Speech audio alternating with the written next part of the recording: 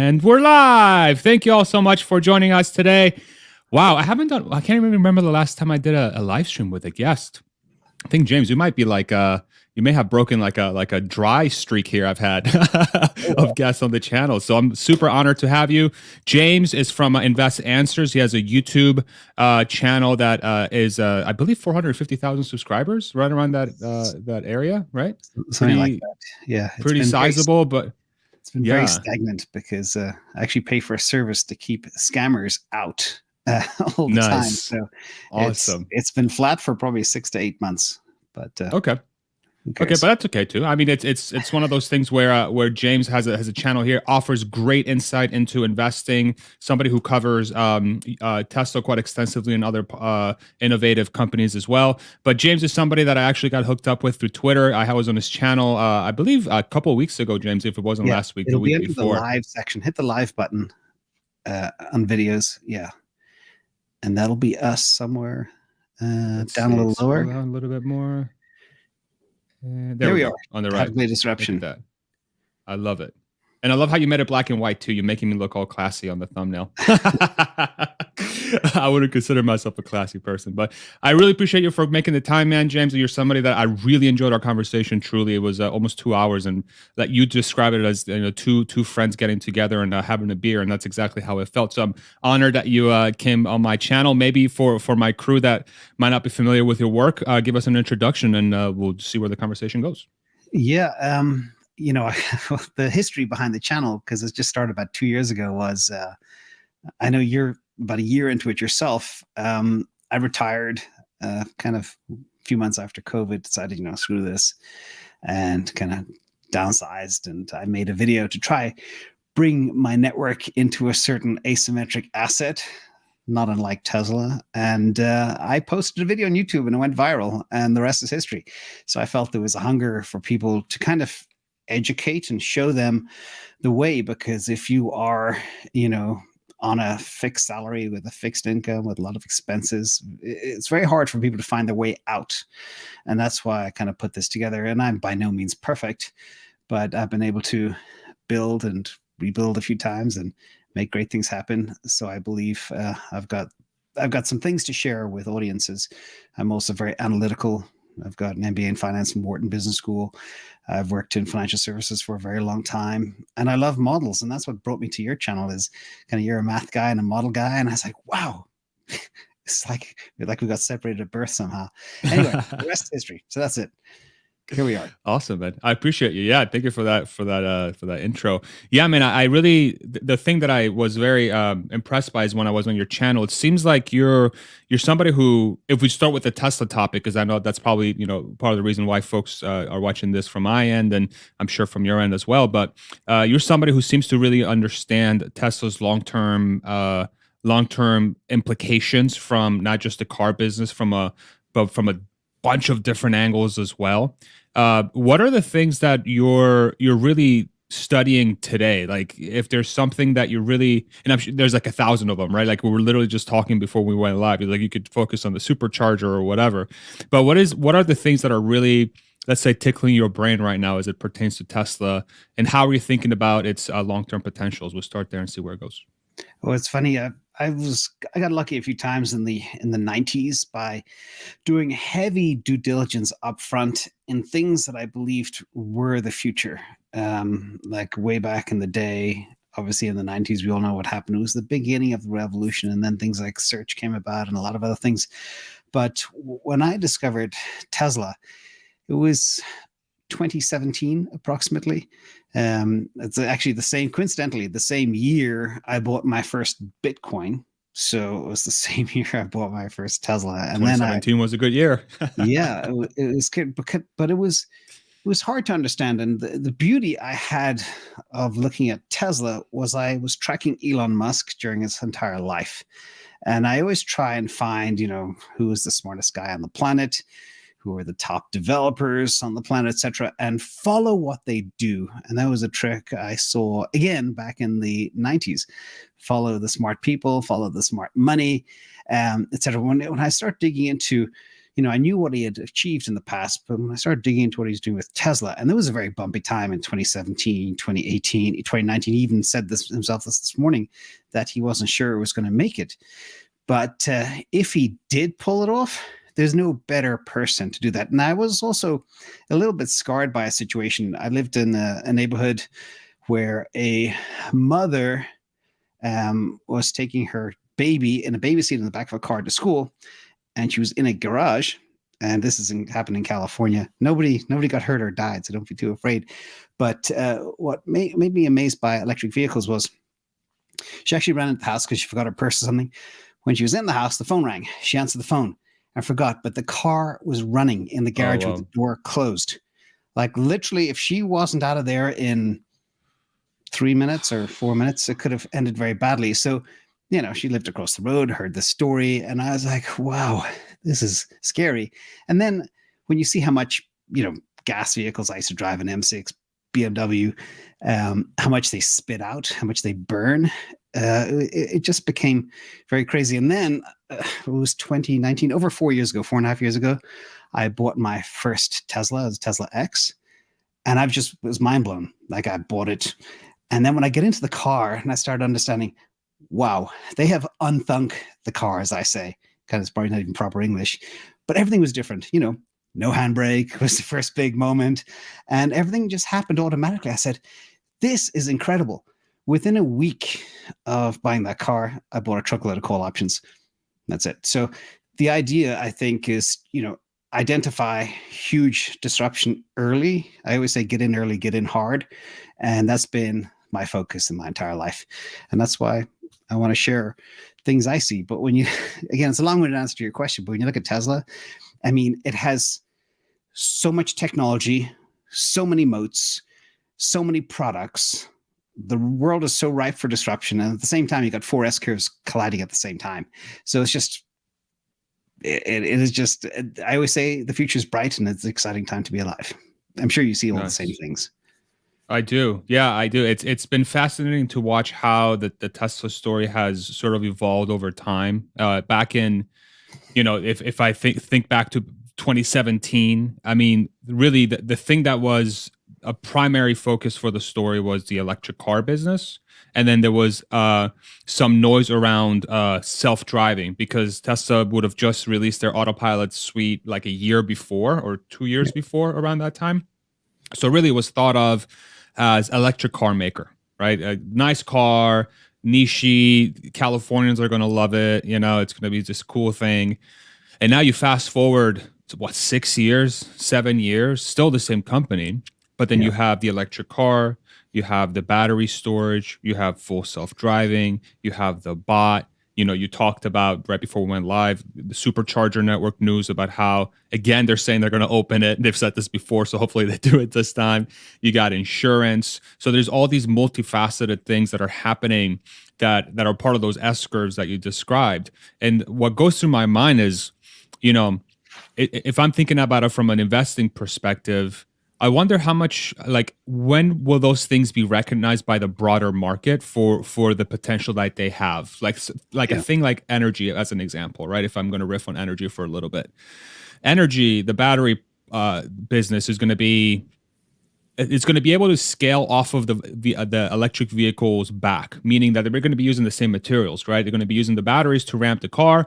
The energy side just going to basically plug into the supply chain for the electric car, and they're just going to draw the batteries out of that supply chain. They're going to put a casing on it, call it a closet, boom, and then it becomes it becomes a mega pack, right? Yeah.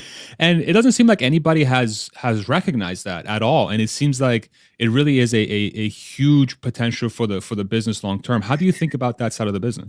That's funny. The reason we connected was you retweeted something with Gary Black, and it was back in December of 2022, all those months ago.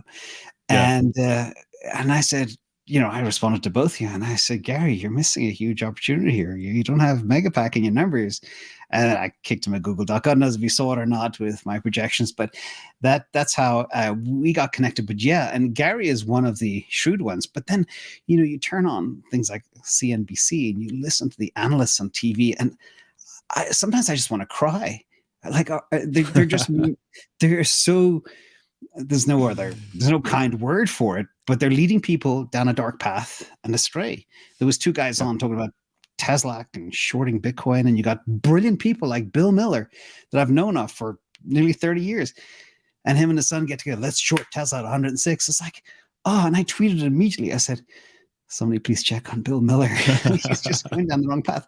So you're dead right. People, I don't know what it is. I have this theory. I saw many years ago a movie called Idiocracy, of how humans are getting stupider and stupider over time. And we see that every day. You see it in government officials and all across the world.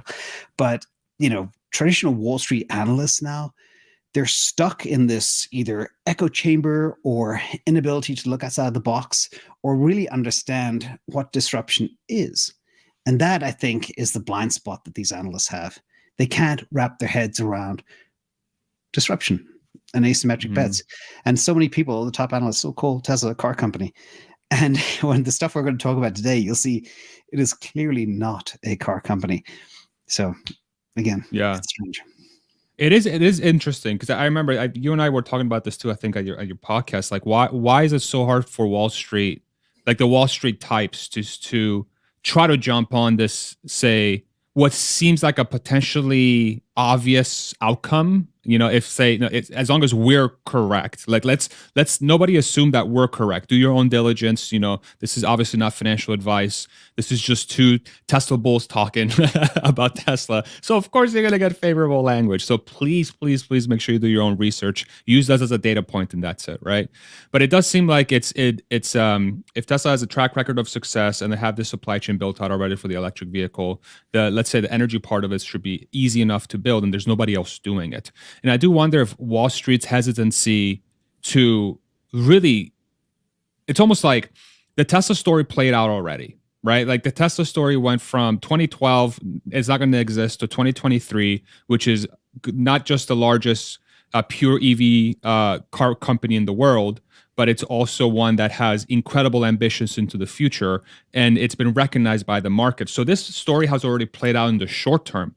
But Wall Street and like the folks that are in that part of the world are still like, well, energy, I don't know if it's going to happen. Well, full self-driving, I don't know if it's going to happen. Well, whatever else, I don't know if it's going to happen. Well, compact car, I don't know if it's going to happen. Well, competition, I don't know if it's like, guys, did we not just see the story play? And the same guys are there, like the same guys and girls that were at the company that made this happen. By and large, they're there. The culture's there. The leader's there. But now they have more money to make their stuff happen. So why isn't that a valid data point for them to draw from and say, okay, there's a higher likelihood chance of this happening, and thus I'm going to model energy for it? Or is it really a cause of safety and saying, I really need to see it happen first, and it's just human nature? It's like, I wonder how much of that also plays into this. It's just human nature. Yeah, it's weird. Well, talk about two things. You mentioned competition and Wall Street and stuff, but Wall Street should be, building models around discounted cash flow. And they obviously don't, because, you just look at the progression of EBITDA. I know that Tom Nash, I think, was on your show. Yeah. A while back, and he's a big DCF guy. I'm a big DCF guy. Why don't they just plug the numbers into a model? There's the price target, 350, 400, easy.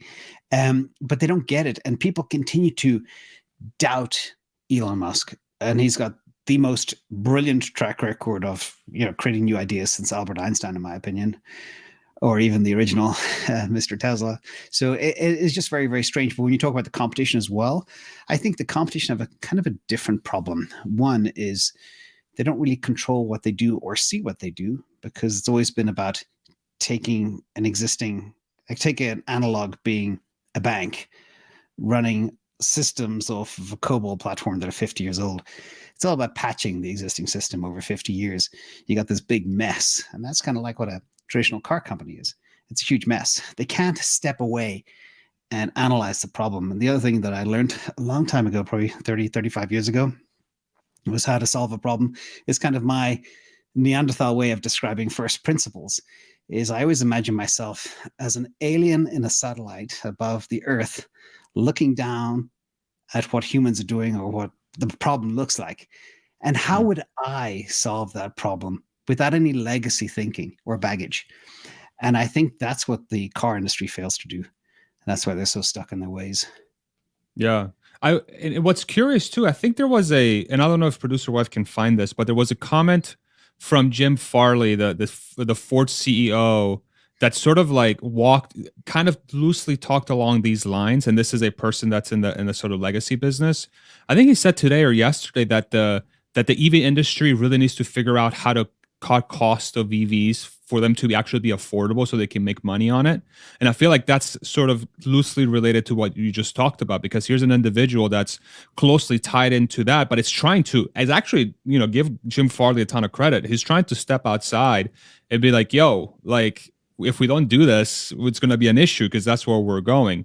This might be a tough one for producer wife to find, but that's sort of like one of the hopes I have for the competition, is that you're starting to see these players notice, Jim Farley at Ford, hey, we need to transition to EVs, otherwise we're not going to survive. We'll be profitable by 2026, but we're separating out our businesses publicly with Ford Blue and Ford Model E. We're going to report them every single quarter. You're going to see how much money we're making in one, how much money we're not making on the other. Toyota is changing their leadership to try and be more modern with, I would argue, not somebody that's is not innovative enough to do it, but at least they're making change. So you're seeing this happen. The question becomes, is it too little, too late? And what are the long-term implications for a legacy car business that's 60, 70, 80 million cars per year right now that could collapse? That could collapse if they're late because they have so much baggage they have to carry forward, like we talked about, for the last 100 years. And what is that going to mean for the economy? Well, it's funny. I remember as a child watching some change. I grew up in the 70s, and I remember there was a lot of legacy manufacturers in Europe at the time. And then all of a sudden, you got your Nissans and your Datsuns, whatever they were called back then, hitting the market. And everybody's buying these cars. And people say, what the hell is that? Mm. Fast forward 20 years later, 25 years later, you got the Koreans outwitting the Japanese in the car manufacturing process. And then fast forward again to today. It's just everything kind of happens in these disruptive cycles. People just get better and better at making the product. But this is a radical, radical change, moving to the whole away from ICE to EV. So it's super exciting. But at the same time as well, the most important thing to look at is how, the big picture that I think is a simple one. And I don't know if I think it was part of Elon's original grand vision. Take energy from the fusion reactor in the sky, the sun, your solar panel on the roof of your house, have your storage battery in your house, and then charge your car from that. And you become your own utility. And I think Chamath Palihapitiya talks about that a lot too. And that's what people don't see. And it's here. It's just they can't make the stuff fast enough. So it's, again, exciting. So, Have you tried talking? How often do you speak to Tesla bears? Is that something that you do often? I don't. Like how? Okay, because that's one thing. Like I'm trying to. There's one Tesla bear that I wouldn't even call him a bear. Really, I would call him a complete. His name's Drew Dixon on Twitter. He's not pro Tesla. He's not anti Tesla. He's not pro Elon. He's not anti Elon. He's just. I give him credit for being truly neutral. Like truly neutral, which is pretty impressive. So shout out to Drew Dixon for I hope his last name is Dixon. I'm pretty sure his first name is Drew. But the one thing that one of his key arguments is like, well, Tesla, this has been done before. So if we draw from the parallel you just walked through with the Japanese invasion and then the Koreans with Kia and Hyundai sort of taking over the car market, it's like, well, it's done before, and what has happened? The car makers adjusted. They came out with, with cheaper cars, and Toyota and GM right size, and there was a shift and a cycle, and so it's going to happen the same thing with EVs. It's just a drivetrain change. It's not that big of a deal. But then I think back, I'm like, boy, it's way more than that, because it's your entire supply chain is disrupted. Your parts go down in half. You require way less tooling. If you're unionized, now you have to figure out how to work with the union to cut your staff by half, unless you're planning to double your units through those same facilities. You have to rework your supplier contracts because, again, fundamentally the car is built differently because you don't need an engine and a transmission anymore. you don't need a parts service network nearly as big, probably 20% the size, because you barely have to do anything to the electric car. So you don't have oil changes, you don't have transmission fluid, you don't have blah blah blah blah blah blah blah. And so I was curious to hear, like, what are some of the bear arguments that you get, and how do you sort of give the other side of those? Like, what are some of the common ones? But if I don't know if that's a proper question. Yeah, If you well, don't face those guys, I come across a lot of people, for example, in the community. They might live in Germany. They might be pro BMW. I drove BMWs exclusively for 25 years, so I know how that feels. But I think what I try and do is explain my reasoning with numbers. That's what the whole channel is about too, is just model the heck out of everything and just lay it out there, and hopefully we'll do some modeling as well ourselves. let's do But it. that's all I do, is you just take numbers, growth, margins, look at their factories, look at the roadmap, look at the products, identify how they scale as much as possible. The funny thing about me is I sandbag the hell out of everything. So my numbers are very, very conservative. And actually, I just heard something from Warren Redley, who I think may also be a friend of your channel. Sure, Great guy. yeah. And he was, just spitballing, modeling the Optimus bot. And I've modeled it too. But his numbers are so incredible. So if I am half right, the impact will be huge by 2030. If he is 10% right, forget that. I mean, we're looking if he's 10% right, he's 4x yours.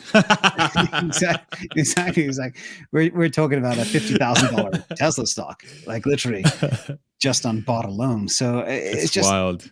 The numbers are wild. And again, I think what people fail to see with Tesla is how, really understanding disruption, innovation, how the S curves are colliding, not only being the first mover, but their manufacturing excellence and everything else they have going forward, their energy business, the robotics business, the car. Like I've had FSD beta for a long time, and I see it getting better every week, firsthand experience. Yes, it's not perfect, but it's 92 to 95% the way there, I believe. And then the other tragic thing is people don't even talk about the key moats they have. And you and I have tweeted back and forth on some of the key moats, but we'll probably talk about one today, which I think is so important, is having 42,000 gas stations across the US.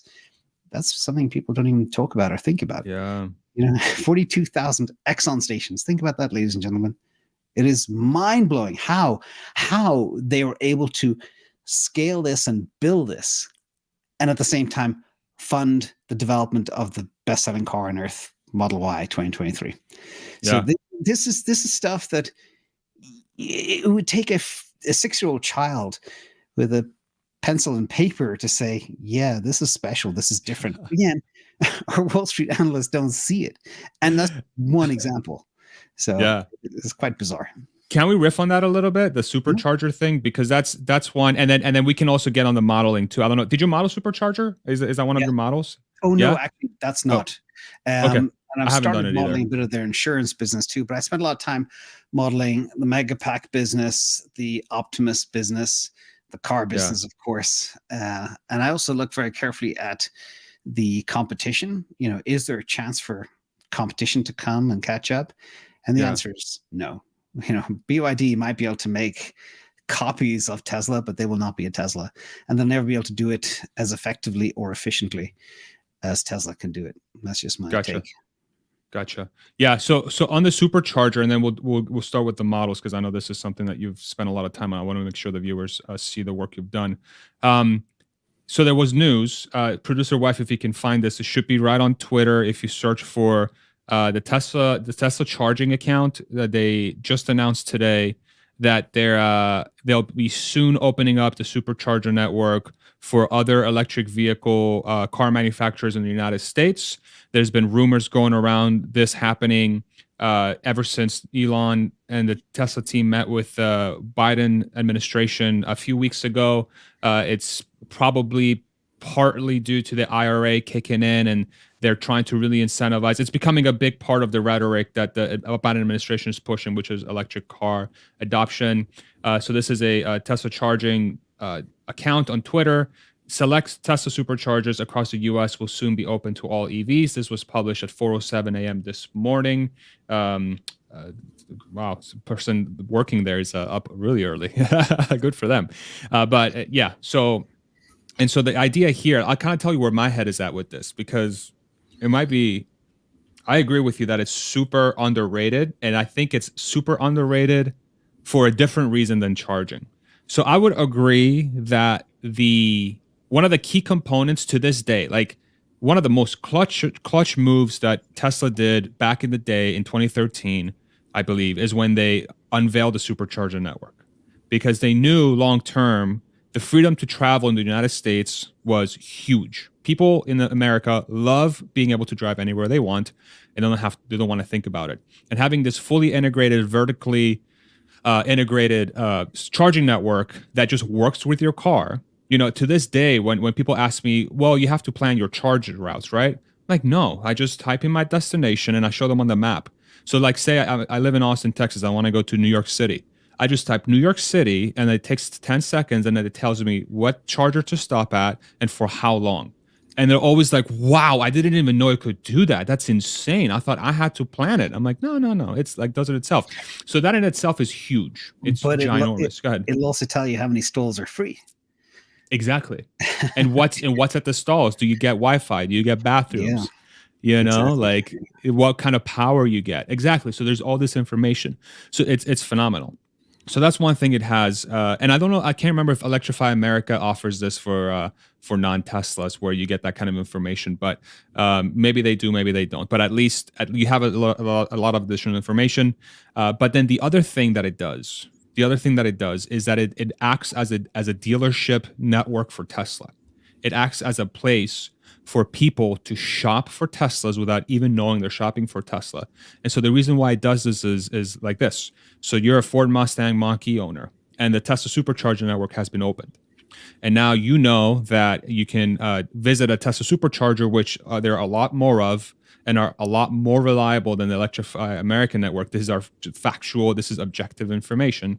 And you're going to show up at a Tesla Supercharger, say, at the end of 2024. And there's going to be a Model X, a Model S, a Model Y, a Model 3, and a Cybertruck, more likely than not, parked at that parking lot in that supercharger stall. And you're going to step outside your Mach-E. You're going to look around and be like, whoa, look at these cars. These are cool looking cars. And Tesla knows that their owners are extremely open. And we're all very like, look at this. We're huge nerds. We're geeks. Look at my screen. It's so cool. We're like all just kids in the back watching Netflix on the big screen and stuff like that while they're charging. Exactly. Yeah. Exactly. It becomes its own sales force, right? And so you've done two things. You're allowing your competitors' customers to pay you for your service, and at the same time, you're selling your vehicles to these people. And the one big thing that I'm really looking forward to, say in a couple of years, is we have Buc-ee's, which is a huge gas station chain out here in Texas. It's like, the biggest gas station in the world, they call it. And they're just opened one in El Paso, I think, or Plano, that's going to have 48 stalls.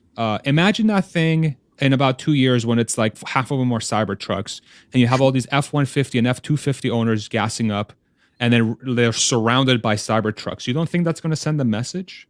I'm curious to hear your thoughts. You'll have the Hummer EVs have to stay there for 6 hours to get a charge. Yeah, a lot of weird stuff. Let's take a step back. You mentioned a couple of names like I think Electrify America, EVgo, ChargePoint. I'll tell you my experience with ChargePoint. They are the best of the three. Okay. But 25% to 30% of their charges will be out at any given time. And sometimes they are out not just for a day or a month, but I know cases where it's still broken years later. They don't fix them. EVgo are very expensive. I don't know why. I've tried it, but it's extortionate compared to a Tesla charger. And Electrify America, they're just broken all the time. I think the Tesla superchargers have a 99.8% uptime. So wherever you go, you're going to definitely get one. And because what other people don't factor in is they charge so much faster. Like you need 4 or 5 hours at a charge point. You need 15 to 20 minutes at a supercharger. And that's time. Time is money. And people don't factor that in. So yeah, it's just crazy. Their technology is so far ahead. I am a little bit concerned about a couple of things. And I was debating this myself this morning. Is it a pro or is it a con for Tesla to open up their supercharger network? Because first of all, I see that as a moat. It's more of an incentive to buy a Tesla if you get access to 45,000 gas stations. That's cheap. Or, as you say, is it become like a store? Is it a guerrilla marketing campaign? Hey, we're going to give you access to 7,500 divided by 42,000. Was it 20% of the chargers? Yep. You're not going to get all of them, but you're going to get a little taste. And the other thing I don't know yet is if there will be varying rates for non-Teslas. There should be. There should be penalties for people that leave their cars at the charger after it's full, like serious penalties, and people do that. I see people parking in Tesla chargers all the time with gas cars. They're not even electric. And also, how much money is the government giving Tesla to build out their superchargers, the supercharging network? That could be a very juicy deal because we know that Tesla can build a supercharger, not only 5 times faster, but at a fifth of the cost than any of the other competitors. And we know that from public data actually in Texas. So they are all the counterpoints. Again, it's like everything that they do is just insurmountable. And I imagine if I was starting a car company today, would I even be able to catch up from scratch? The answer is no, because they've put so much money into the infrastructure that is that moat. So that's my take on that. That's a fascinating take. So the way I think about that is that it's almost like it's a marriage of the altruistic mission of Tesla, like that. We want to advance the advent of sustainable transport, and we're going to do it at at whatever cost it takes. And opening up the supercharger network is part of it because we want to allow as many people as humanly possible to be able to charge their EVs, which will drive EV adoption. Sure. But I think that has been that mission that I think is pure is also side by side with the fact that Tesla happens to have the best talent in the world the byproduct of that is you're going to have the best product in the world, the best ecosystem in the world, the lowest costs in the world, the best performing things that you build in the world, right? And so those two things have come together, and I think that's why it can be described as such a moat. Because even if they open it up, my guess is a significant percentage of the people that will visit those superchargers with their what are likely very good vehicles from, say, Ford or GM or whoever, are still going to look at a Tesla and be like, that thing's kind of cool. I'm going to take a look. I'm going to try it out. It's literally, they are one step away from the owner saying, yo, just 5 minutes. Let's drive it around the parking lot. Let me know what you think. That's it. It's so easy. It's so easy. So it's a self-fulfilling prophecy almost, I do think from an economics perspective, there's also a lot of potential for them to make a lot of money. I think ultimately Tesla is a business. They're a public company. They have to make money. They have to figure out how to serve their shareholders. So I think they're going to build it in a way that is quite additive to the company's profitability for sure. In fact, on that note, I'm sure you know this, but Tesla, Elon Musk, he runs every unit like a profit center. So the supercharging network had to be profitable. Except for service, yeah. And I have a over 4-year-old Tesla X, never been serviced. I still have the original tires after 40,000 miles. I don't know how that's even possible. Really? So, yep. How? I don't drive as fast as you, maybe. Well, probably. Yeah. No, the way you burn up tires, you go fast around corners, and I used to race cars and motorbikes and stuff a little bit on the side. Gotcha. So, just if you drive easy at this stage of my life, I kind of, you learn a different style of driving as well with an EV. As I think it was the guy from, he takes apart the cars, Sandy Munro.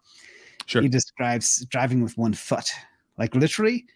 If you become a good driver, you never actually use a brake because you know you're sacrificing power when you do that. Just let the car regenerate itself.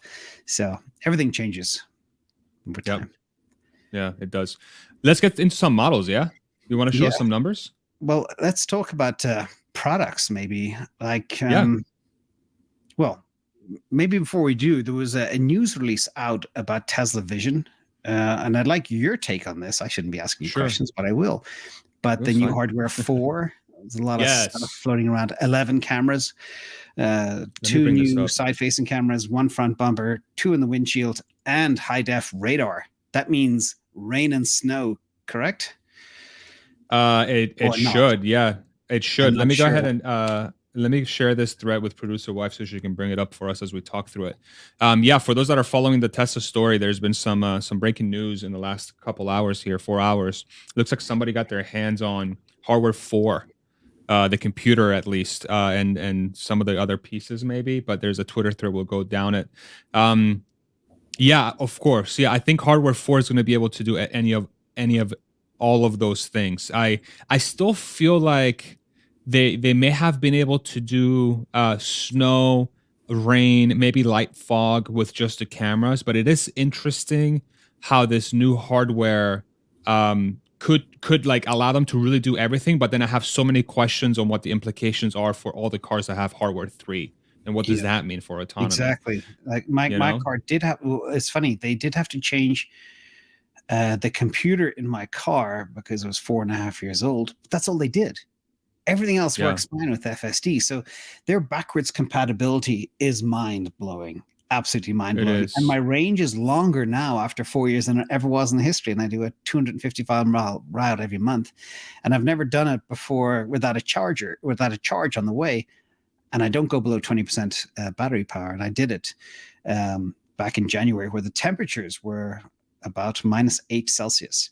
So Well, again, mind blowing how they develop the cars. And these are things that, unless you own one, the outsiders don't even understand or can't even fathom. But the reason I yes. talk about the hardware 4 is because, if they can pull off FSD, it means they can pull off robotaxi, and that means the stock price is just going to go vertical. It'll be Balloon. Yeah. it, it'll be Should. beyond crypto, what crypto does, in some cases. So that's what's really exciting. That's why I want to pick your brain before we jump into some of the other business lines. What do you think of Tesla Yeah. Vision? Yeah, I do think it's gonna be a huge I do think it's gonna be a huge additive part of the I mean, it's gonna be nuts. It's gonna be completely insane if they can get it done, which I think they will, obviously. I have faith that the Tesla, the company, and Elon will able to execute against this. I mean, version 11 has been delayed multiple times now. Hopefully, we get it here. We'll start getting it this weekend or this week. But I do have confidence that they will. The goalposts keep getting moved later and later. And again, this hardware 4 piece is could be a little bit of it might put the hardware 3 folks a little bit afraid, honestly, because I guess that this might become an issue, a small one, but I think it's going to become an issue because if hardware 4 truly is the one that enables real, true 100% autonomy where you can robotaxi it out, I'm curious if there are people that are buying their hardware 3 cars today that may not be able to do that with their cars, Yeah. potentially. But again, this might be something that we'll have Well, to think through. yeah, two challenges in that is, again, as I mentioned at the beginning, they make everything backwards compatible. So if you do have hardware 3, But this uh, one isn't though. That's the yeah, thing. but I'm sure they'll make a path to make your hardware 3 car upgradable. Or do you believe it's I impossible? don't know. So let's go through the thread and kind of show you why I think it might be a challenge. So go ahead and pull up the thread again, producer wife, and we'll go down. I'll show you a couple things. Again, do not take what I say as gospel. This is just speculation. This is what I think is happening. So let me read that first tweet real quick. This is hardware flow. I'm going to tell you all about it. Here's a casing. So go ahead and scroll down for the hardware for computer. Keep going, keep going. So stop right there. To start with sort of bad news, the form factor is totally different. So definitely no retrofits on this one. This is speculation, I'm guessing. Top left is new unit, bottom current plaid unit. So go ahead and click on the left picture there and pull that up. Yeah, so you can see they're two different looking computers. Now they could make brackets that makes it easier for them to sort of install, but the computer itself, the form factor is different. And go ahead and close that picture on the top left. I don't know why they put it there. Yeah, there's another picture there, so this looks completely different. There's some pictures of the chips there on the next thread. Not a lot of differences, it looks like, but there is some changes. Go ahead and keep going. Keep going. Keep going. Stop right there. Keep going. One more. Okay, there we go. So sensors. There are now 12 fully populated cameras connectors. One is marked spare though. So go ahead and click on that picture right there. So if you're familiar with the full self-driving suite now, you know that there is 8 total cameras for hardware 3, whereas hardware 4 has supposedly 11. So this could mean that there's going to be additional cameras. And if you close that picture and scroll down a little bit as well, there's something about moving. Go ahead. Sorry, scroll up a little bit. Right there, perfect. So make that 11 cameras. The names are a bit cryptic, but looks like side cams are in front fenders now. Rumors of 2 cameras in the windshield are confirmed. The cameras are front, left, rear, LFF rear, RFF rear, and then there's some selfies of some of the things. So again, we're gonna have to wait and get some official confirmation from Tesla. And then the comment section, definitely let us know what you're hearing, what you're seeing about this. And this could take, who knows? This could take years. This could take months to come out. I don't know if this is like, I don't even know if this is true, right? Well, Cybertruck is hardware 4, so technically you could say July 2023, it'll be on the roads. Sure. If they got their hands on early, yeah, for sure. And we're speculating, but I don't think Tesla would make something that wasn't in some way backwards compatible with a couple of extra plugs, or maybe mounting a camera in a different way. But we'll see. Either way, I've been very impressed with what they've done so far. All right, sure. Let's talk about what do you see as the biggest opportunity? Is it the bot? Is it the energy business? Is it something else? Is it an eVTOL down the line? Is it robotaxi? The biggest opportunity, like by far for Tesla? You mean like long term? Long term, the biggest opportunity easily out of all those? Yeah. It has to be the bot. It has to be the bot. Yeah, it has to be the bot, because it's really the solution that's going to make physical labor long term into a true commodity of sorts, right? Into something that's going to be so accessible and so cheap, relatively speaking, to where we are today, that it's going to allow it's going to allow anybody to do anything physically for a fraction of the cost of what it costs now. So say it costs me, $20 an hour to hire somebody to help me do something, or to help build out the landscape, $25 an hour, $30 an hour, whatever that number is. Now with this bot, theoretically, it's going to be just the cost of materials to build that bot, and the fixed costs and variable costs to manufacture it, which Elon Musk has openly said is going to be somewhere on the order of $20,000 to $25,000 ish at full ramp, and then any additional cost from that is what Tesla decides to charge for that bot. And if that bot's going to be able to operate for, say, at least 5 years at the average pace of a human, if a human typically works 8 hours a day, and all the bot has to do is charge, theoretically the bot can probably work 20 hours a day, right? So that's almost 3x utility for 5 years. And so you're basically paying $25,000 in costs for something that you would have to pay triple the amount of if you were to hire the same amount of labor in a human. And so the question becomes, what's Tesla going to charge? Are they going to charge the gap?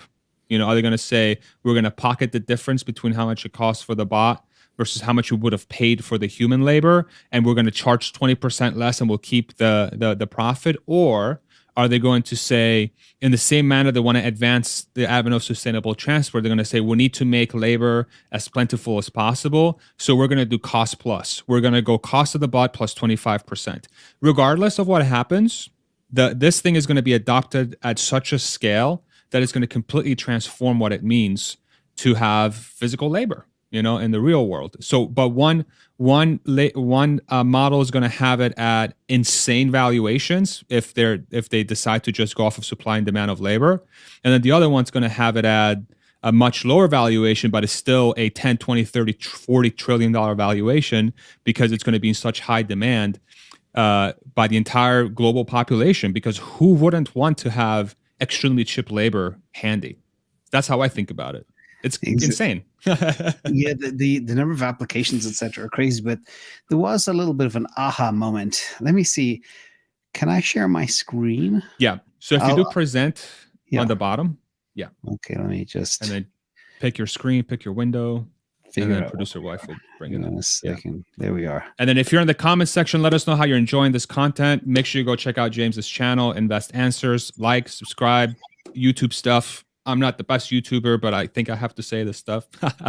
And yeah, thank you again, James, for joining us today, man. Oh no, so my pleasure. So yeah, hopefully I'm sharing some. Yeah. So producer wife should be able to, perfect.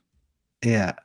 This is the old version that I did way back in November or October 2022. And I looked at kind of like my bot estimate. Now I took some data from different sources around how many jobs in factories could be botified, carrying stuff around, etc. And then the average cost, which was very, very conservative at the time. I think I was estimating about $25,000 a pop, but they were saving a $65,000 salary in the year 2030. And I believed, based on my super conservative modeling, they could sell 7.69 million of them in 2030. And that would add about $1,180 to the stock price. Real simple. But then this is what happened next. I listened to Warren Redlich the other day. And Warren, if you're out there, hello. Great stuff. I love the way his mind thinks, because he breaks everything down to the base layer, which is, the battery and the megawatt hours that can be produced, etc. But he said the battery cost would be a 40th of what the battery cost is in a Model 3 or a Model Y. And that was an aha moment for me. And that is kind of one of the expensive things. He believes the manufacturing cost could be as low as $5,000 and the sales price would be $100,000. And they could sell 100 million units, not 7.6 million, which is my estimate. And the revenue under him is 10 trillion. Revenue under me is 500 billion. The cost under him is 500 billion, same as my revenue, coincidentally. And mine is about, 55% margin, pure profit. Yeah. And that adds about $2,700 to the stock price. And to his model, it's $95,000. So things get real crazy real quick. Now, Can you still see my screen? It's on the same chart. It says Optimus modeling, Warren Redlich, IA. There you go. Okay. That's an Excel sheet. Yeah. Can you see the Excel sheet? All right. Yes, sir. This is where I'm going to hit your. Am I going to do it now? Brain. Yeah. All right. Why not? All right. So, yeah, sure. Because I know you think about this, and and I think about it too a lot. In fact, I spend far too much time thinking about this.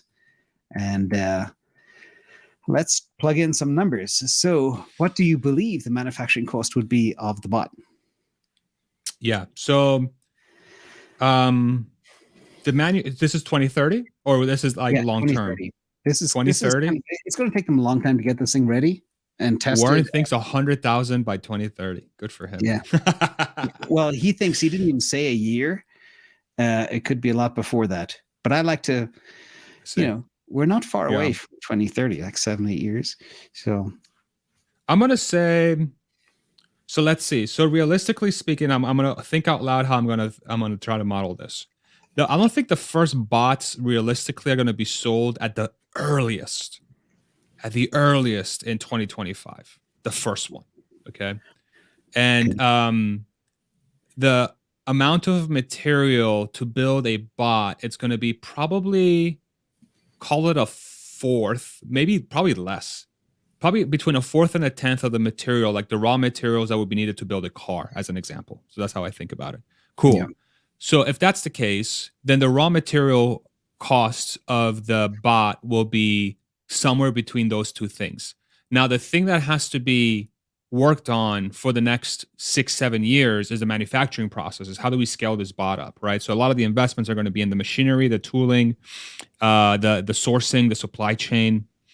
And that's where, again, Tesla, and when Elon says we're manufacturing experts, that's what they mean. It's not just get the materials. You also have to figure out how to build it. But let's assume that they're actually going to be very good at that in 7 years' time, because by then they would have also unveiled the Cybertruck and the Robotaxi. So let's say the cost to build a bot by 2030, I'm going to guess, because the compact car is going to be like 20,000 or less. Yep. So I'm going to say the bot is going to be, I'm going to say 15,000. Oh, okay. Yeah. And we all know that they can easily save $65,000 to $100,000 in salary, but they should be able to last 8 to 10 years, and they're upgradable over the air. So the value prop of these things is, when you start modeling that, it becomes real crazy real fast. But I kept it real simple, like a multiple of a couple of levels of margin, for example. And I know even if people need gardening care, lawn care, factory care, somebody to flip burgers at a McDonald's or whatever, or carry stuff out of a Home Depot, it still is extremely valuable if they can pull it off. And I believe they can. And one of the things I was very impressed with, actually, when they showcased Optimus, is how much time they spent on fingers and joints, because that's where the money is. And it was all about efficiency and effectiveness, no waste. And that was impressive. That's what makes it useful, right? Yeah. What's your ASP price? But here's the deal. This is where I think Tesla surprises everybody. I don't think Tesla, I not only lease them, but I think it will allow people, I think they will do both. They will do lease and buy. Because even if they lease, here's the complications with leasing, is that now Tesla becomes, they will monopolize labor, in a sense, where physical labor long term, they become a outfitter of like, hey, hire us for labor. They become like a temp agency, but it's of bots that they can produce in infinite amounts almost, right? Yeah. I don't know if that's the right thing. I don't know if governments will allow that. So and Elon has talked about how he wants the bot to be as affordable as a car, where anybody can just buy the bot and they can help him around the house. So here's where I think it's going to differ from Warren's, as an example, because Warren's thinking about it as a supply and demand sort of model, where the market's going to want to pay $100,000 because if it can quote unquote displace or replace labor that's going to be doing the same type of work as that one, and you save $500,000 over 10 years, you can charge whatever you want. So you land on 100,000. But I think it's the opposite. I think Tesla wants to democratize labor. So I want to say 25,000 for ASP. Wow. Yeah. How many can they build and sell? This is where my numbers start to get crazy, because that's where the assumption here is that they'll be able to create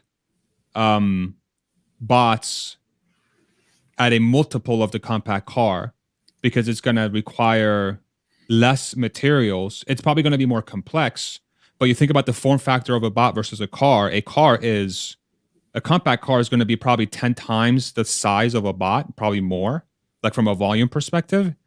So the amount of room you need square footage wise to make these bots is going to be way less. So you're going to be able to crank out a lot more through the same footprint. So I'm going to say, let's make this assumption. Let's say Tesla reaches 20 million cars per year by 2030. And let's assume the compact car robotaxi is somewhere on the order of 10 million, right? Let's just assume that's the case. Probably wrong, but let's just assume based on their projections. I'm going to say, and the bot is probably going to reach this scale later than this, but let's just assume I'm correct as an exercise. I'm going to say they'll be able to make 20 million bots in 2030. Oh, okay. That's interesting, because that's 3x my number. So we're not too far off. But it's almost the same number. But hang on, there must be a problem here. No, it's my ASP is lower than yours. Oh, yeah. You're right. Yeah, that is very bizarre. Yeah. Oh, well. And your margin then is much thinner. Correct. So in Elon Musk democratizing labor, he's not bumping the stock price as much as he could by a long shot. Correct. Now, if you add in the lease model, he might, or add-ons, right? Yeah, or like some sort of software add-ons. Yeah. Imagine $2,000 a month or whatever. I don't know. Because this is where my head goes. This is where my head goes with this, right? Like say the base bot you can buy right now, you can get, I don't know, like house cleaning, pet walking, hammering a board, whatever, just whatever standard ones. But then you can matrix it by upgrading it to construction builder. You can Yeah. upgrade it to like lawn care, and that is where the equation breaks, I Yeah. believe. So I actually have a bit of a dark vision for the future where security will be a real issue. And I Okay, think these things will be like security guards, not necessarily sure, shooting things, but alerting people to movement around a campus or something. Who sure. knows? Like I could see that. So, what there's do you so think of many. these numbers? Yeah, I think you're very you're squeezing the margin. I think everything they do. Like look at Megapacks, they're 50% margin plus. Um, I would bump Are up your they? ASP to at least double manufacturing cost. Okay. So But see, that's the thing though, is like I don't know if it's in man, it all comes down to what the supply and demand is going to be for this thing, right? Because I think it becomes like a moral quandary. I really think so, because if it really becomes an issue where they could charge 50,000 or they could charge, I don't know, 60,000 for this thing, you're you are um not allowing most of the population to take advantage of something that's going to drastically transform their lives by removing like so much, like adding so much time back to their in their hands, and that's where I think it gets super dangerous. This is like we're talking about AI and robotics becoming a huge problem in the future. This type of conversation that we're having live right now, like this is almost like a board meeting that we're sitting down and we're trying to figure out what's the strategy here for our product line, yeah, right? It's very similar.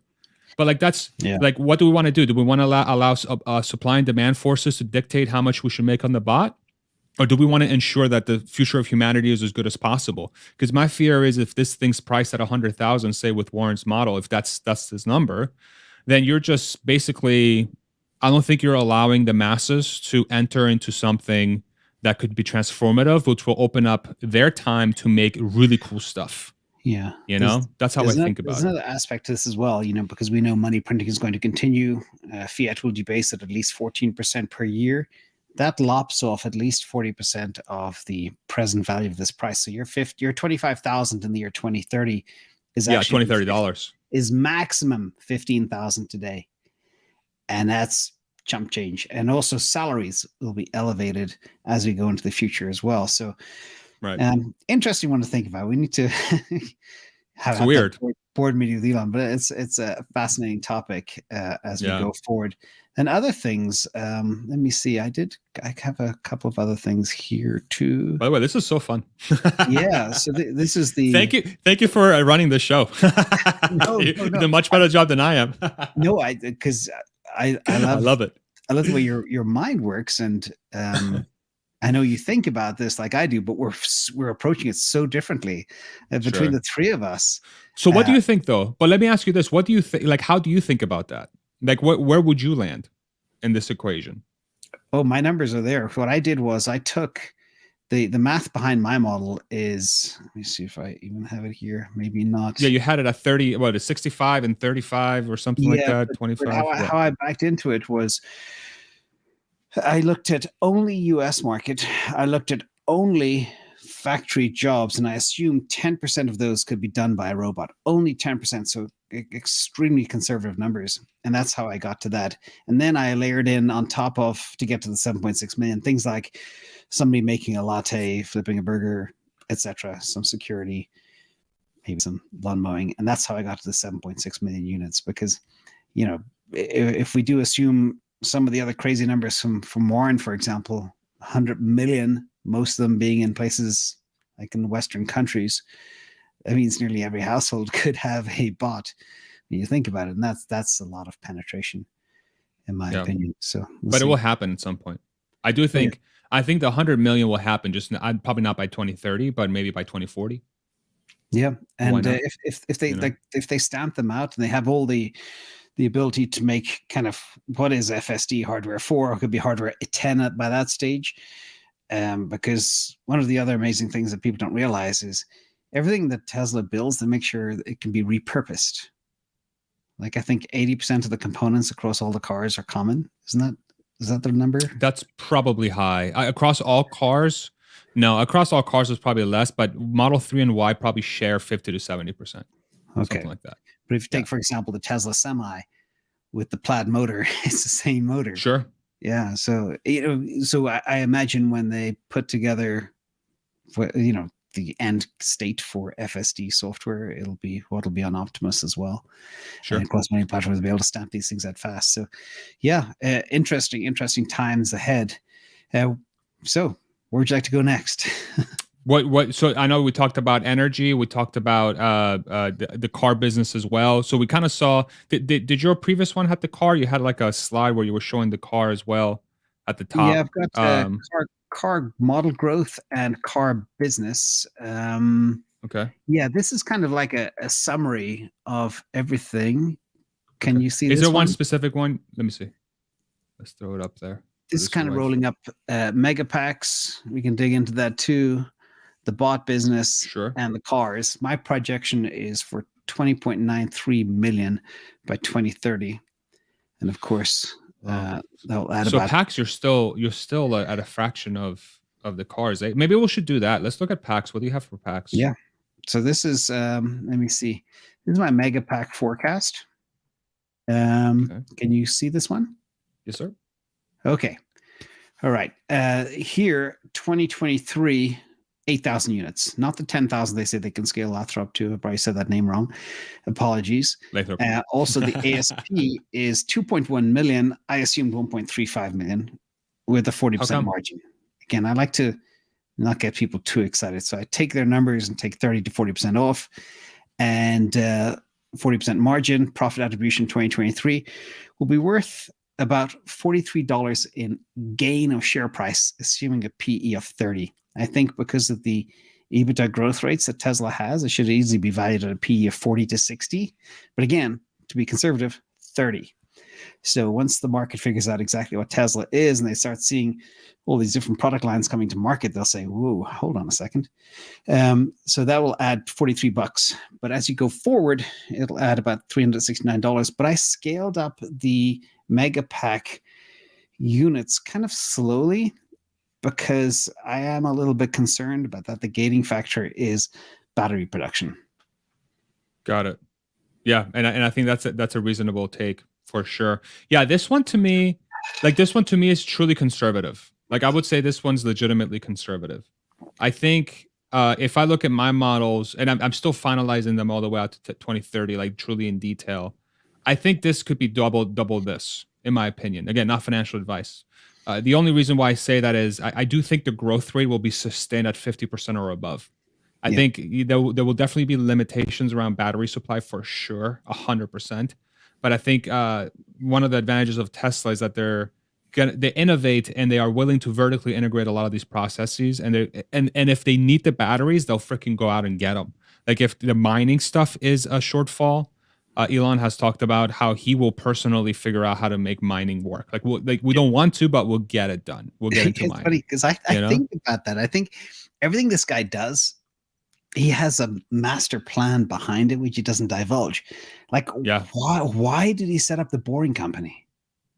Not to get cars quickly from LA to San Francisco or whatever, or across Texas where you are. From Mars. But maybe it's to mine. Think about that. I've never heard anybody think about that, but I think about that all the time. Because that is the lithium is the gating factor here. And also, you can easily turn the share price gain to $800 by just moving the ASP up to what they're selling it for today. And that doesn't even take into account inflation. So, and the debasement of currency. Again, I say I sandbag everything like hell. Technically, this thing could be selling for $4 million a year in 2030. You take 90,000 units times $4 million at 50% margin, the numbers get really crazy. It's over $1,000 credit attribution to the stock price. So that's just... My model for this one would be like, I would do 50% growth rate for every single year. I would make the ASP 2 million and I would make the margins 35%. Well, we can play with it right now, actually, if you want. Yeah, for sure. I'm curious to see where. Hold on a second. You're so organized. This is what I really like about you, dude. Like when I went on I gotta tell you, when I went on James's channel, I had a list of 30,000 questions, and it was so organized. And he comes on my channel, I'm like, let's just whatever. Okay, so let's fly by the seat of our pants. I'm gonna actually let's just edit this. I'm gonna make a copy. No, we just play with it. Hang on, no, I better make a copy. This is going to be. Yeah, I don't And want I to call break you. your model. Again, I'll use this break too. If you're enjoying this content, please like and subscribe. Please make sure to visit James's channel at InvestAnswers. Look at that, producer wife. Thank you very much. This is my terrible voice for promoting things. You guys are awesome. Okay, let's play Look at some. that. I call this Farsi Tesla Megapack model. I'll share it with you Let's do after, it. so you have it. Okay, so Perfect. give me your units. Give me your growth rate. Give me your ASPs. Give me your margins, and the rest will happen. Perfect. Okay. So growth rates will be 50%. Okay. Do you want us to share a screen, or are you doing it on your end? Sorry. Yeah. I forgot. Is it showing now? Let's go ahead and see it. Perfect. Okay. All right. The Farsi. Can we play some like music or something in the background? I'm kidding. Growth rate, producer wise and magician, 50% growth rate for every single year. Okay. Oh, I scale this down. So hang on a second. Let me pop this. there it goes. Perfect. ASPs of 2 million. All right. Are they growing or staying flat? Let's just keep it flat. Okay. No inflation. All right. And the way I think about that is that they're going to pass on those savings to the customers in some way. So like that's like my long term, like, hey, the price of our product's going to come down through economies of scale. So I'm like offsetting inflation in that way. It's minimal, but that's how I'm thinking about it. But there's also an argument to be made that the demand's going to be so high that it'll be something similar to now, where the Model 3 is more expensive than it was, way more than inflation because of how much demand there is. But that's a separate question. Yeah. Actually, let me stop you there for a second, because I want to start with the units on the left. Because I saw a news release yesterday. I didn't dig into it too hard. I was so busy with a million other things, but apparently they're opening up a new Megapack station in Ottawa, Canada. Did you hear that? Yeah, I did. So that means the units could be way beyond 20,000 in 2024 or 2025. It could be. Okay, so let's where do you see units coming in? I know the capacity is 10,000, but I also know the growth rate, right? 83 a week. It would be out of the growth rate. So if you start at 8,000 in 2023, that's fine. Okay. But then do 50% on top year over year. Yeah.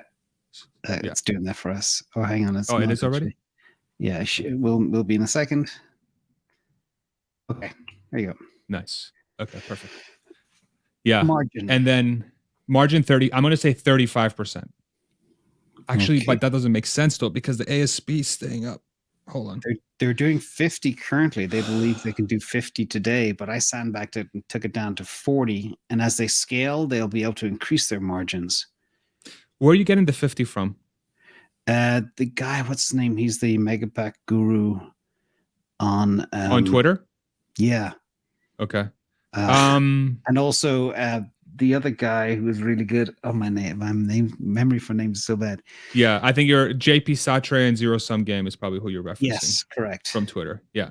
I think yeah, they have some reports that show that. I'm just hesitant to say 50 because I do think, man, I don't know. I'm gonna do 35. I'm gonna do 35 just because if I say 50, it's gonna add $1,000 to the share price, and I'm just gonna not do that. So let's do 35 for every single year. I'm just curious to see where the number ends up. It's probably gonna be somewhere around $900. I'm gonna guess for $800 to $900. Yeah, which is more than double Tesla's all-time high, which is a $2 trillion valuation, market cap wise, right? By 2030. Yeah, and nobody's thinking about this. And this, I would argue, like you said, I would argue this is conservative. This is a conservative business model for Tesla Energy. Like we go back to 50% margins, which I believe they will be able to do at scale, or up to $1,200 share price gain, which, ladies and gentlemen, is a 6x from here, just from one product. This is where this company gets nuts. Quiet. Because it's like, it's very, very unfathomable. And going back to what we just said about the bot, let me see, where was our bot number? This is Now, the I one can thing to update keep in mind you. with the energy number too, though, is like we started at 8,000, but we don't know if they're going to do 8,000 in 2023. That's the other thing to Yeah, keep in mind as well. that's Yeah. true. So we got Yeah. 2,000 from your bot modeling. We got at least 800 to 1,200 from the Megapack modeling, and my original combo of all three products. By the way, it's funny, when I first modeled this and did a video on it, the Tesla stock price is very low, so it's a 2,600% ROI from where we were. But again, cars, I think, will bring in $2,000 worth of stock price, bots 900, and packs 408. Now we can go into the car 2,000 Sure. stock price, but just assume that that's like, again, also very heavily sandbagged, and we can add 2,000 for the bots. That's $4,000 stock price, and then between 800 and 1,200 for the packs. And we're not even talking about robo-taxis or insurance or solar. And I mean, like, we're way over $5,000 right now. So anyway, I think that was probably, how do you reconcile to the people that say this is insane? Because that's what I hear a lot, right? Like people will say like it's impossible that Tesla is going to have a $5,000 share price, because that means it's going to be a $10 trillion plus market cap, and that's never been done before. And you're a loony person, and you're so crazy for even thinking that's possible, because Apple's largest market cap was $3 trillion. How do you rebut that? Yeah, so I don't know if this is sharing as well. It is, yeah, good. So I go back in history to determine how you can convince somebody what they've done in the past and how they can continue to do it and scale for the future. And again, the most amazing thing is they're only ramping up. It's still such early days. If you look at Austin, where you are, Berlin, we've seen what they could do in Shanghai. I mean, it's just crazy. They're only just beginning. And then I don't know if we're going to have another 4 gigafactories over the next 4 to 5 years. That's a good question for you, actually. How many gigas do you think they'll add in the next 4 to 5 years? Because they're scaling them faster. Sorry, go ahead. At least 5. My bad. Sorry, I didn't mean to interrupt you. Yeah. Yeah, no, I mean, that's crazy. And now also, we've got the Gen 3 platform coming. We don't even know what's going to happen on March 1st. They might say, we're going to be able to stamp out. Oh, I call them Model 2s. I think I've heard a couple of people say Model 2s as well in the past. Yeah. Tesla Qs. They call the $25,000 car. Maybe they're just going to stamp them out. Just plug some seats in there. Robotaxi may have plastic seats or something. Who knows? I mean, that's crazy. But this is where people just have to look at where they've come from and how far they've come so fast. The last 5 years is, literally parabolic. And the next 5 years, I believe, can be almost as parabolic.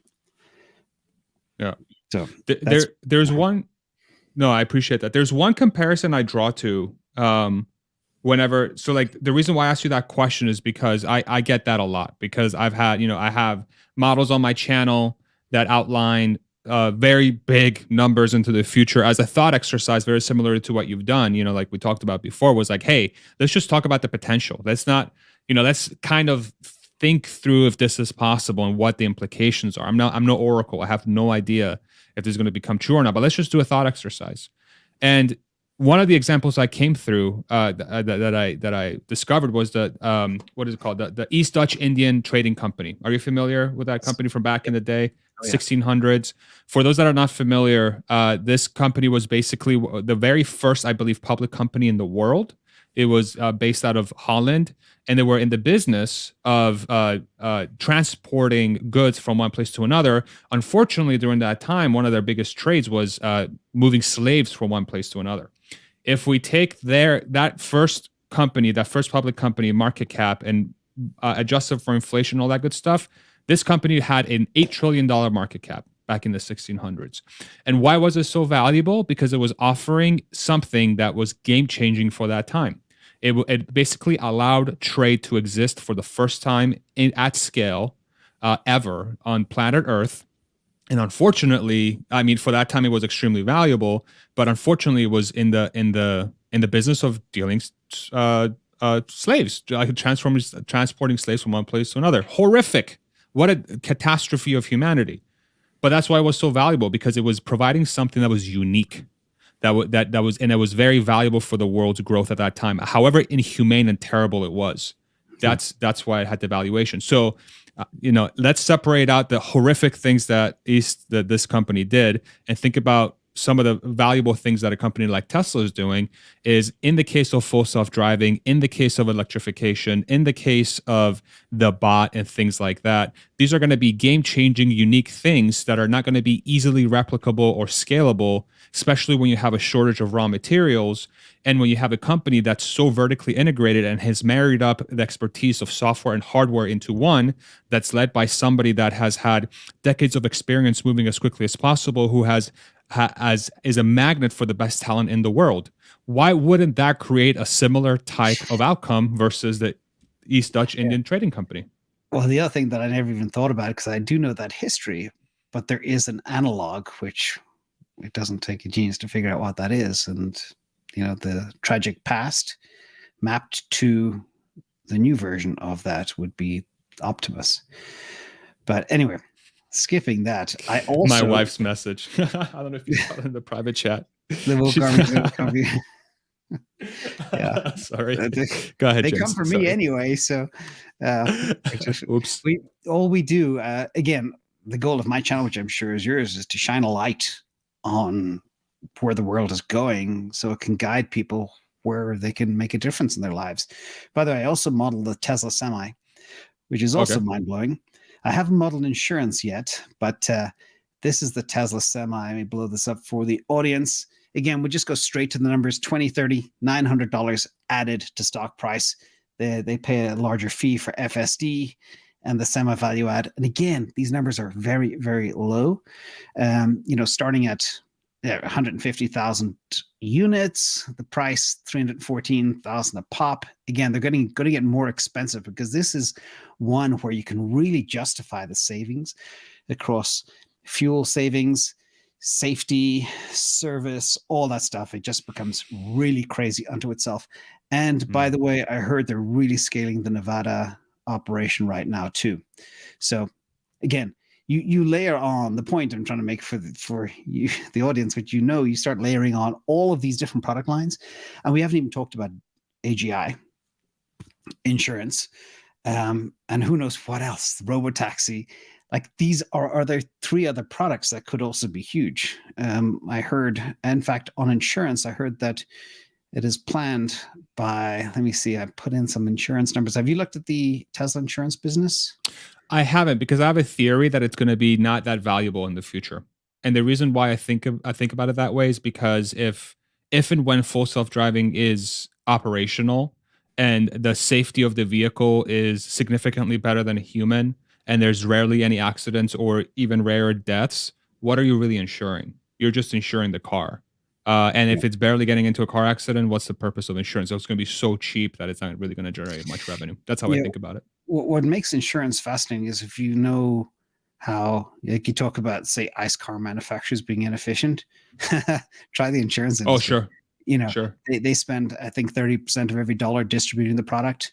And then there's 1,000 middlemen that are in scams all across the whole value chain, from repairing of vehicles to who knows what. I mean, it is just ripe. So even at the crazy low numbers, I just have a couple of very short numbers to share with the audience, just so it could be interesting. Share screen. Make sure I do it again. There. Let me make sure this pops up. Just food for thought. Right now, they believe they will be a top 10 insurance carrier in the United States within a year or two. I'm not sure of the exact time frame. They're actually at a $300 million premium run rate. It's already very profitable. They're growing at 20% a quarter, and 70% of Tesla customers are penetrated in the US, and they only operate in about 11 states. That is stunning. So, and they're launching in Europe. I think they opened up an office in the UK, in London. And how it prices, like this has been a vision of the insurance industry for a long time. Yeah. How do you discern between a good and a bad driver? There's a scoring model that does it. This is a thing for me that is just like real-time analytics that prices your protection. For sure. And again, talk about moat. nobody can touch them in this regard. Nobody. 100%. So anyway, but I do think long term though, like I wonder, like as long as people drive their cars, I think this will have a lot of potential. But I do think if the long term goal of Tesla is to have a driverless future, I think this is a much smaller piece of the puzzle, in my opinion. I could be 100% wrong, but that's like if I'm thinking 10, 15, 20 years out, I'm not thinking about insurance because it's like, what's the point of insurance when the car ain't crashing? You know? yeah. But I think the way I look at it's kind of different. Not only can they do it a lot better, cheaper, faster, but also help reduce the TCO for the customers while they're still driving. Again, I don't believe people like me. Sure. I always like their freedom and always like to have my own car, and I don't like to be in places that other people may have been, especially with who knows what's happening in the future. But anyway, that's just the insurance business. So right now, you layer on all that value, we're looking at somewhere between a $6,000 to $8,000 stock by 2030. Is that far-fetched for you? And I haven't even begun to price the real money makers. So nothing is far-fetched for me with Tesla. That's what it really comes down to. Really, when you have the talent that they have and the leader in Elon Musk and sort of the culture that they've built, it's kind of hard to bet against any possibility. It just becomes a game of statistics. What's the likelihood that Tesla will reach $8,000 to $10,000 a share price by 2030? It's not so much that it's impossible, but what's the likelihood that they will or they would? And I think because of the variables that they have, the likelihood for a Tesla to reach those levels is much higher than others, but it might still be 1% or 2% or 5%. I think as long as FSD gets solved, as long as they reach 20 million cars per year, and as long as the bot is a reality, literally the sky is the limit, I believe. And that could be 10,000, that could be 100. I don't know what the hell that number is, because then you also have to take into account if Tesla becomes this force of mass manufacturing, there's also going to be deflation. You're also going to have a lot of deflation for a lot of these technologies. But then how is that cost curve down in comparison to the adoption of the rest of the world? Because the one thing that we haven't even touched on that I think is going to be massive for Tesla, especially as it relates to Master Plan Part 3 that they're going to unveil here on March 1st, we haven't even talked about how this impacts developing nations. You know, you have something like 4 billion people in the world have less than $100,000 net worth. Not that it's low, but it's like they have enough wealth, somewhat, but they're not like, they don't have money coming out of their ears, so they can't afford anything and everything. They're very cost conscious, as they should be. Everybody should be cost conscious, but they really have to plan their lives around that money. And then you have another 2.7 billion people in the world that have nothing to their name. They have $0 to their name, that live in abject poverty. What happens when you have technologies like the battery and solar and electric vehicles that are going to be significantly cheaper to run per mile than these things, and you create economies around these new technologies that's going to enable 6 billion people to now enter this new wave of technology where transportation is incredibly cheap and you can generate your own power, no problem. Oh, and by the way, Starlink. You're also going to have the internet, and you're going to be able to work with anybody else in the world. This is the kind of future we're heading towards. And this is where Tesla is going to be able to like play part of that future. But the question becomes, how much of it do they pocket as profit using supply and demand mechanics? And how much of it do they say, you know what, we ultimately want to move humanity forward. We're going to go cost plus, 35% margin, and then we'll just scale up until we get there, right? And it just becomes a question of which dynamic's going to play out. And whoever the leader is at the company is, I think, what's going to dictate that playbook. So it could be $1,000 a share. It could be $1 million a share. Not financial advice. I don't know what I'm talking about, but that's how I think about it. I hope that's a good answer. Can I throw one last curveball your way? Please. Yeah, and because I know we're probably running a little bit. No, you're late. good. Hold on a second. If you have time, we can also do a Q&A here in a little bit. How much time do you have left? Well, I think we're almost an hour and a half. Sure. I don't even keep track. Time flies with you. So this is an area. Same, likewise. Can you see this one?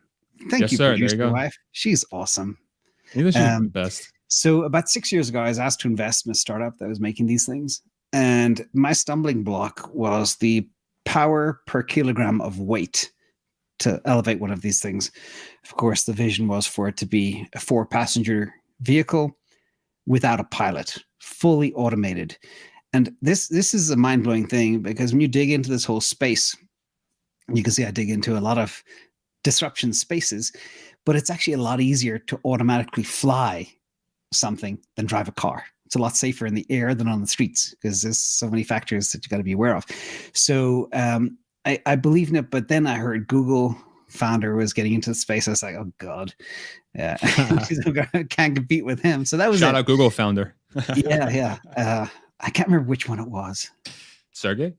Sergey, one of them is big into this whole eVTOL place, but this thing just took off yesterday around New York City, from Manhattan to Long Island. So eVTOLs are now a thing, and I know that, again, the key ratio is the power to weight ratio of the batteries to be able to elevate these things, and all the energy, 90% of it is burnt on liftoff. Once it's in the air, it doesn't burn anything, and that's the crazy thing about the science behind these. But do you believe? I mean, with everything that Elon has, could an eVTOL be next for him? Yeah. Yeah. I think on the Joe Rogan podcast a few years ago now, I think he was asked, when are you going to come out with planes, that you can do electric planes? And he laid out the sort of almost this master plan. And I wonder if that's what's going to be unveiled again, Master Plan Part 3, March 1st. He said cars, then commercial vehicles like semis, like bigger things, then boats, then planes. And so planes is going to be last. And I think he's facing it from the standpoint of the cost per per kilowatt hour equation working out for the planes. And he probably needs to scale from the commercial business and the boat business to really get the economies of scale to work well enough, and enough time really to develop the new technologies and the chemistry for it to work in a plane. But of course, there's going to be an electric plane, and of course Tesla will create one. The question is, will Elon Musk still be around when that becomes part of the plan?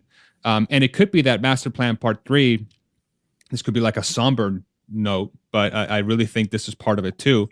I really think Master Plan Part 3 is going to be like the magnus opus of Elon Musk. That's going to be like, here's the plan to ensure that Tesla and the humanity has a future that is fully secured around sustainable energy and sustainable transportation that is also scalable on Mars. And even if I'm not here or whatever, not that not that he's 100% required. Of course, it's a giant piece of the puzzle.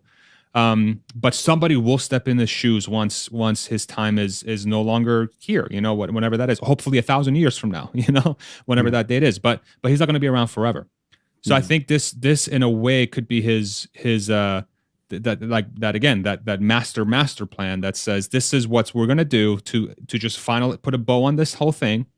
And then Tesla is self-sufficient, just follow this path and we'll get there. And that's how we're going to get there. And planes will be probably one of the last pieces, because once you're able to travel on the Earth, and now if you're able to travel also in the air, then unless you figure out how to travel through freaking black holes or in interdimensional travel or some stuff, you've basically solved every situation for traveling, I would think, right? I don't think 2D space, 3D space, unless there's a 4D space somewhere through VR or something, then I don't know what else would be. So I think planes eventually, and it could be part of that master plan. I could be thinking too large about this, but that's how I'm thinking about it. Well, the problem with at least battery-powered devices, that I think they'll only work for short-haul trips. I spent a lot of time in the water as well, so the amount of energy required to push a hull through to displace water is huge. Maybe it could be a combination of batteries and sail power, but again, it wouldn't be good for moving large, heavy things. And of course, the most efficient way of transporting stuff is rail, I think, as far as I understand, rolling freight. So I think for short-term stuff, who knows? But anyway, we'll leave that rabbit hole behind. Why don't we do some Q&A? Semi-trucks will be cheaper. Semi-trucks will be cheaper than rail, like the convoy style.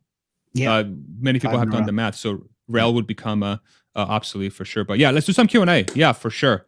James, awesome. Dude, an hour and a half, and my God, we're just getting started. I thought it was 30 minutes. Yeah, it's like, that's amazing. Thank you all so much for. Yeah, go ahead. Sorry. A lot of people I see in the audience as well, like Fourth Turn and Bill Wammers in Switzerland. We've got people from all over the world here that I recognize. So awesome. Yeah, one question did pop up regarding I think it was Be Kind But Shrewd said something about, will Tesla ever make their own semiconductors? I'm going to let you answer that one. I know the answer. Probably. I mean, it all depends. Well, okay. Tesla will only make something on their own if they feel like they can innovate enough to make a substantial difference on the cost and how quickly they can manufacture it.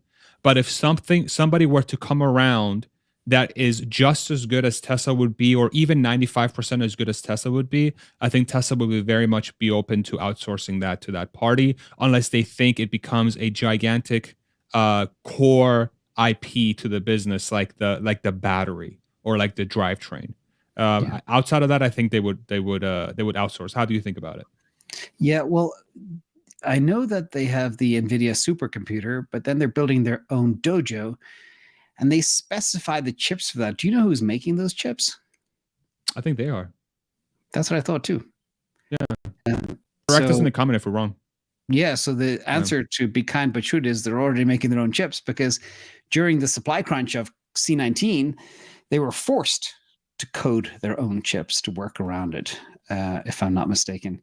Well, so they bought third-party chips that weren't specialized for those use cases, and they reprogrammed them to be used. Exactly. So they kind of so they used like off the shelf.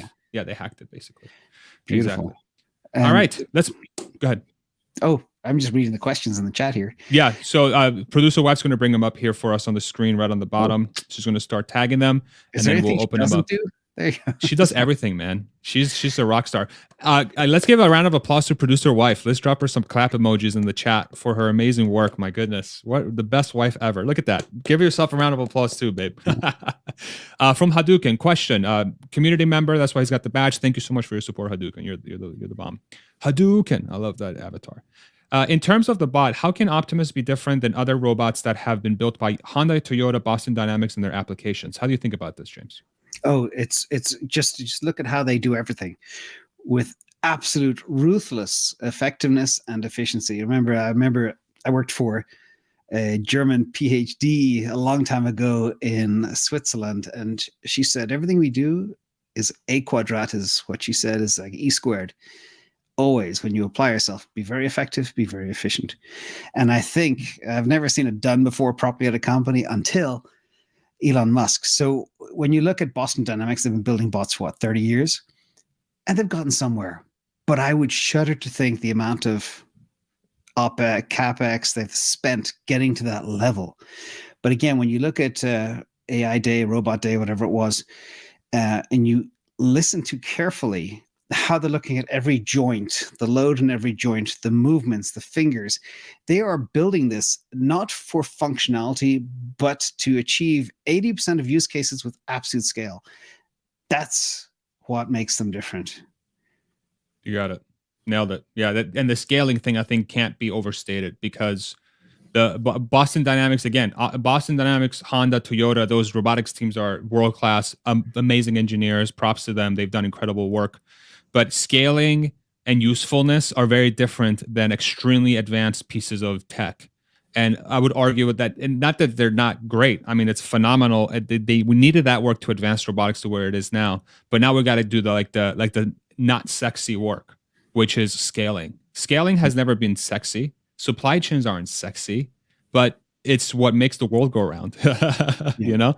And that's what Tesla specializes in.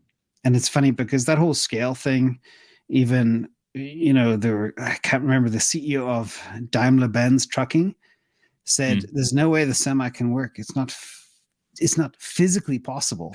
And they challenged, but they forgot about the key elements, the regenerative batteries and other factors, and 3 motors to do different types of things, accelerate and coast and slow down. It's just, again, once I saw 2 rockets simultaneously land on their butts together, that was it. I would never doubt Elon Musk again. And I am a bit of a fanboy, self-proclaimed. You probably are too. Me too. But once I saw that, and when he put his freaking Tesla in space, I'm like, okay, just stop doubting this guy. Just let him do it. Yeah. Just give him the credit. Okay. And it's paid off as well. Yeah. Big time. Well, it's funny you say that Daimler truck executive. You know what probably happened there? It's probably his top engineers who God bless their soul, like, as they say, they were probably good engineers, but they didn't do enough due diligence to validate, and they probably saw it as like, it's going to be way too hard. It's not even worth it. And they told the executive it's not possible. And then the executive comes out and says it's impossible. And then Elon's like, well, you're not trying hard enough. So it is possible. Yeah. You're just not putting in the elbow grease to make it happen. And that's how Tesla works. They're willing to put in the elbow grease to make stuff happen. If it's physically possible, they can do it. And I know where they fell down. They didn't go deep into the math. So what they did was they took whatever 100 gallons of diesel, calculate the energy load of 100 gallons of diesel, then turn that over to a car battery, and then multiply the amount of energy provided by the car battery to equate the 100 gallons of diesel, and say it's too heavy. It'll never fly. It'll never roll. Yeah. And I think that's where they got stuck. They weren't thinking outside of the box. Right. 100% right. What about the rest of the truck? All right, let's do the next one. Yeah, that's a great point. I enjoy talking to you, James, so much, man. So fun. RGPSX1, question for Q&A. What if Tesla hoards their bots for their own bottom line for the time being? Then demand will build and Tesla moat will grow. That's such a fascinating question. How do you think about this, James? Well, that is their plan. They will roll them out in the factories first, test them first. And like if you look inside Giga Berlin, the machine that makes the machine, it's already mostly bots. I mean, there's not a lot that humans actually do in that factory compared to the load and the speed at which the bots actually operate. But again, it'll be different. But I think, it'll be a while before they're on the retail shelf, as it were, for sale, probably 2-3 years out. But then they'll figure out a way of doing it. And again, if there is a philanthropic nature, maybe it'll be after to help those most in need first. Yeah. I see it right there with you. Yeah, I would agree 100%. To the next one. Next question is from Claude. Thank you so much, Claude. He's a friend of the show. They have an awesome channel called Tesla Community. Oh my God. Let me make sure I get this right. I don't want to butcher this. He's in Tesla. Britain, it looks like, too. That's right. He is. He's my British friend. A Tesla Community channel. Make sure you check him out. I'm going to link it in the private chat. Claude, thank you so much, brother. Really appreciate you. Profound conversation. Thanks, Farzan and James. Love your material. Love you, Claude. Thank you so much, man. You're awesome. Let's do the next one. From Julius, question. Do you think SpaceX's point-to-point Starship Earth flights will ever happen? What do you think? I don't think that's the mission or the focus. But there was talk of them building kind of docking station islands for that to happen, where you could traverse the Earth in a very short amount of time and drop people off on this big floating island and then go to different cities on different forms. But I don't think that's the big mission. I think it is to simply make humans be a multi-planetary species, not so much the point-to-point across the Earth. There's better ways of doing that. I don't think Starship is for that purpose. Starship, from what I understand, and I'm not as big into SpaceX as Tesla, but it's designed to carry heavy payloads. That's what it's made for. Yeah, it's really made for moving really high amounts of tonnage into Mars so that you can colonize it. Yeah. However, there is a use case for it on Earth where theoretically, I mean, you just need to hop over. They did a presentation of Starship where theoretically Starship can go from, say, New York to Australia in 90 minutes. So imagine the implications of that. The only way I think the economics for the economics to work, the cost to do that trip, which would be insanely expensive because you're going to use a lot of jet fuel or really rocket fuel to make it happen, would need to be somehow warranted by A, that the speed of getting there is going to save you that much money, and B, the type of raw materials that you have. So in my head is the only place this will be valuable is if you're transporting, let's say, gold or like some sort of raw material, lithium, something that's extremely valuable, and it's a raw material where you need it as quickly as humanly possible, where the economies make sense. That's the only place Starship works. It's point to point. Unless like a human needs to be like, I need to get to Australia and I need to get there in 2 hours. You hop on your Starship and you go and you pay $500,000 for a ticket. I don't know if there's a use case for that or not. So, all right, let's do a couple more. Next question. And Marty Party 03, great name. Question. When will Tesla start manufacturing semis in Asia? The addressable market is 4x the US. Ooh, how do you think about that, James? Yeah, well, I spent a lot of time in Asia, and they have a lot of old gas burning trucks all over the place. I don't think it's a target market. I think the Tesla Semi will be far more, the ROI is far higher on very established freeways with strategically located supercharging stations for trucks, the giga charging stations, they call them, I think. It'll be a while before these things will be deployed in Asia, I reckon. Maybe China first. They've got some very long, straight freeways, which could work. Yeah. And there's also defer. there's tons of other electric semi competitors out there already. So it doesn't have to be the Tesla Semi. Gotcha. Yeah, I'll defer to you on this one. I'm not familiar with that market, so we'll go with what you said. Thank you. Let's do the next one, and then we'll do one more. Claude, question. What do you suppose could replace the corporate rat race when Tesla bots, AI, etc., are managing the distribution and supply of labor? See, this is the question. This is the question, right? Man, what do you think could replace the corporate rat race? Holy crap. James, what do you think? I'm going to let you do this one first unfairly. Go for it. Well, I like the way you say the corporate rat race because, a lot of governments and corporations are mismanaged, and I think they abuse labor a lot. So I'm hoping if they're coded correctly, they'll make the right decisions all the time and not follow things like the Pauli principle, or I think the Peter principle. I think it's the Peter principle where they promote people to the level of incompetency. I've seen that a lot of the last when I was working for 30 years. And then the other thing is hopefully they make rational decisions and delegate and reward key employees properly, because that does not happen in the corporate world. I have belief that AI will be able to analyze data, and if the right KPIs are in place for the right workers, they're able to say, oh, look at Suzanne over there or Peter over there. They're crushing it. Let's pay them requisite money. But the other guy is just on Instagram all day, skip him. So anyway, that's just my take. I think it has to be an improvement because the way it works today is just bad. I think this one's fascinating to think about, because really this becomes more a question of like, what will humans do when there is a fraction of the jobs that exist today in the future? And what are those new jobs going to be? And will those new jobs, if they exist, will they be corporate jobs, or will they more entrepreneur type jobs, or more like very small companies? Because one of the things I think technology is going to do is that it's going to allow the individual to become much more powerful than they are today. So that's what the cell phone did, right? If you compare you and I's capability, like I'll use this YouTube channel as an example. This YouTube channel, I'm so blessed and happy to say that it's literally, not that I needed it, but it has become a legitimate source of income for me. And it's a single person operation. No, it's a 2-person operation with me and my wife. And the reason why we can do this is because of technology, because of the internet and computers. If I didn't have the internet and computers and a microphone and a camera and a light and whatever other crap I have behind me, this would not be possible. And if I think back 50 years ago, this doesn't exist. There's zero way for me to make this happen as an individual. And so I think about that a lot. And so what does the bot do in that respect? What does FSD do in that respect? What does ChatGPT do in that respect? AI, automation. As you fast forward yourself, and there's a lot of deflation for technology. I think the individual gains more and more power to do something valuable for society that more closely lines up with their natural ability.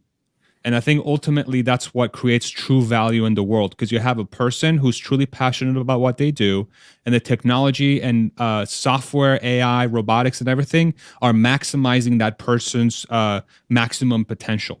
And my hope is that as we get farther into the future, more and more people are able to leverage those technologies to become who they want to become and bring value at the same time, which completely bypasses the corporate rat race. That's how I think about it. And the way I look at things, and you mentioned, getting started in YouTube and technology and everything else, I think we have to be very grateful to COVID for doing one thing, and that is giving people time to analyze their own situation, and also allowing the creative people be creative and share messages. Like, look at you and I, we connected on Twitter, and here we are, our second conversation in 2 weeks together. So I think this acceleration of change of how the world is today, with communities that are online and all over the world. I see people here in the chat all over the planet, literally every country is represented.